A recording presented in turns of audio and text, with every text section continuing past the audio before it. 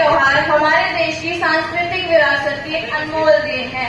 यह विशेष रूप से महिलाओं का त्योहार है। इसे सावन मास के अंदर बड़े ही उत्साह, उल्लास और भक्ति के साथ मनाया जाता है। इस दिन जो महिलाएं हैं वो व्रत रखती हैं, भगवान शिव और माता पार्वती की पूजा करती हैं, लोकगीत गाती हैं और झूले झूलती हैं। जो माताएं और बहनें हैं वे सामाजिक कार्यक्रमों में भी बढ़ चढ़कर हिस्सा लेती हैं। तीज न केवल हमारी धार्मिक आस्था का प्रतीक है, बल्कि वह नारी जीवन की भावनाओं, आशाओं और आत्मिक शक्ति का उत्सव भी है। यह त्योहार हमें बताता है कि स्त्री केवल परिवार की आधारशिला ही नहीं, बल्कि धार्मिक और सामाजिक चेतना की वाहक भी है।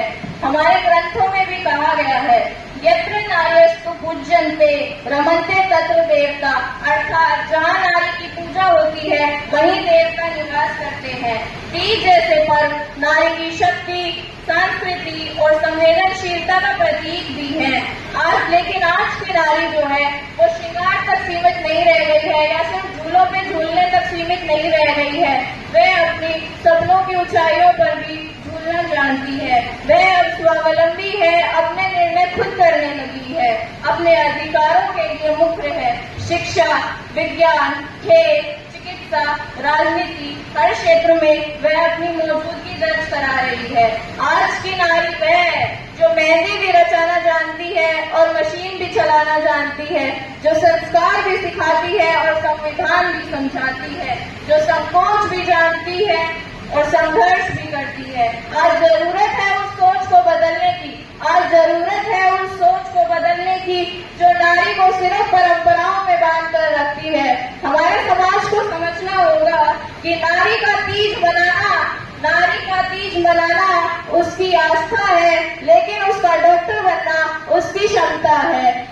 उसका श्रृंगार उसकी पसंद है, लेकिन उसकी स्वतंत्रता उसका अधिकार है। एक सशक्त महिला वही है जो अपनी संस्कृति से जुड़ी रहे, लेकिन अपनी पहचान और आत्मनिर्भरता से समझौता ना करे। वह परंपरा निभाए, लेकिन अपनी आजादी के साथ गर्व से जिए। आज की नारी जानती है व्रत रखने से पहले अपनी इच्छा रखनी है। आज की नारी जानती है कि व्रत रखने से पहले उसे अपनी इच्छा रखनी है। अब नारी ने खुद को पहचानना शुरू कर दिया है। वह अब चुप नहीं बैठती,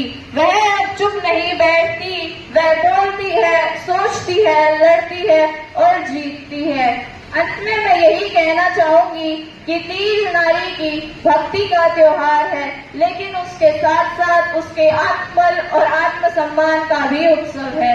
तो आइए इस तीज पर हम नारी की केवल पूजा ना करें, बल्कि उसे समझे, सहयोग दें और सशक्त बनाने में अपना योगदान दिए। धन्यवाद। जय हिंद, जय भारत।